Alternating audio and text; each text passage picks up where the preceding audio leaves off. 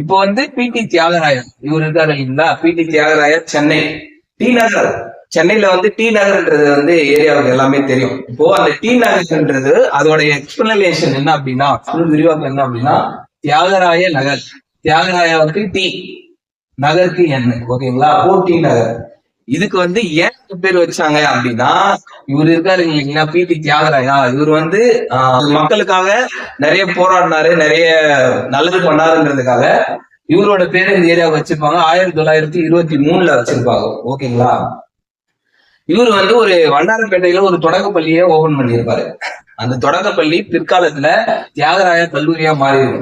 இந்த தியாகராய கல்லூரி ரொம்ப ஃபேமஸான கல்லூரி. சென்னையில வந்து நிறைய காலேஜ் ஃபேமஸான கல்லூரி இருக்கு. பச்சையப்பாஸ், பிரசிடென்சிலாம் இருக்குல்ல, அந்த மாதிரி தியாகராய காலேஜும் ரொம்ப ஃபேமஸானது வண்ணாரப்பேட்டை, ஓகேங்களா? இப்போ அவங்க வந்து இப்போ 1884 சென்னை மகாஜன சபைன்னு ஒரு அமைப்பு இருக்கும், ஓகேங்களா? அது வந்து நீதி கட்சிக்கு முன்னாடி ஏற்படுத்தப்பட்ட அமைப்புகள்ல வரும். அது ஜிஎஸ்ல தனியா பார்க்கலாம் நம்ம. இந்த மகாஜன சபை இருக்குல்ல, அது மகாஜன சபையை ஏற்படுத்துறதுல இவரு பிடி தியாகராஜன் ஒரு ஆளா இருந்திருப்பாரு, ஓகேங்களா?